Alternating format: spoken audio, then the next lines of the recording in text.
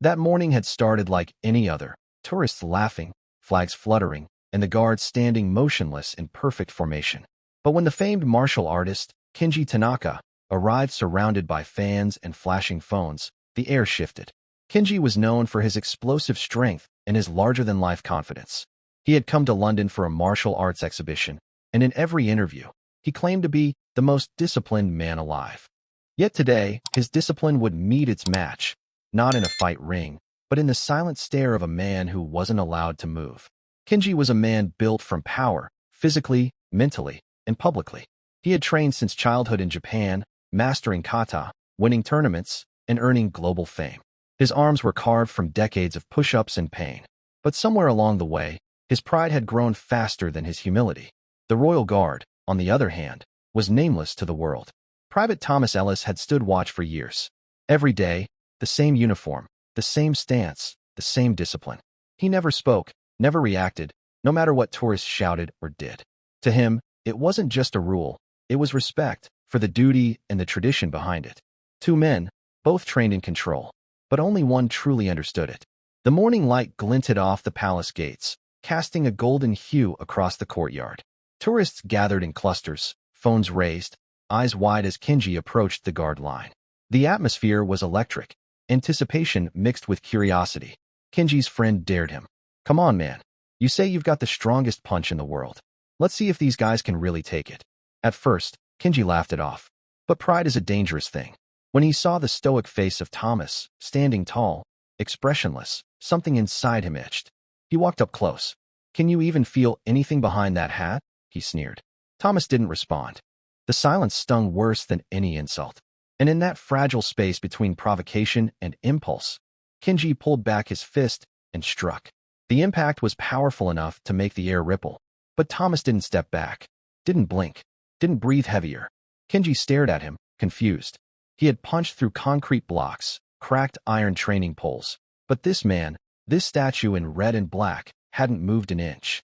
Then something unexpected happened. As the crowd murmured, a senior guard approached, breaking formation for the first time. "Sir," he said sternly to Kenji, "you've just assaulted a member of the King's Guard.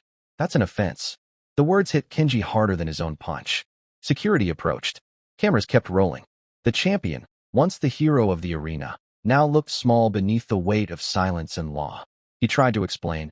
"It was just a joke, a test of strength. He's fine." But Thomas still stood, chest unmoved, gaze steady. And in that quiet defiance, Kenji saw something that no tournament had ever taught him: true discipline. Later that day, after a brief detainment and an avalanche of media coverage, Kenji was brought to apologize. In a private room behind the palace courtyard, Thomas finally spoke.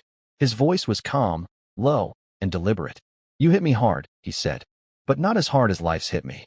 Kenji frowned, listening. "I used to box before joining the guard," Thomas continued. "But after losing my brother in service, I learned something important.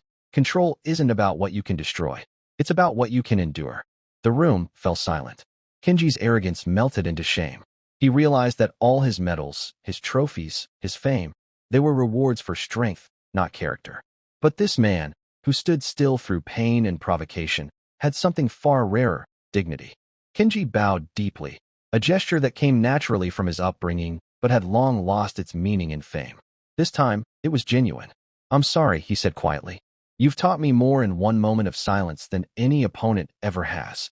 Thomas nodded once. Discipline is silent, but it's never weak. Kenji left the palace with no cameras following him, just the echo of that sentence in his mind. Weeks later, at his next world tournament, he opened his speech not with his usual bravado, but with a story. He told the audience about the man who didn't move, and the lesson that stillness could be stronger than a strike. The video went viral, not of the punch, but of his apology. And for the first time, people didn't see Kenji the fighter. They saw Kenji, the man who learned to bow again. In a world that glorifies power, sometimes the strongest thing we can do is stand still. Control isn't about how hard you can hit. It's about how calm you can stay when someone tests your soul. If this story moved you, remember to subscribe and comment your country below. Sometimes, the quietest people carry the loudest truths.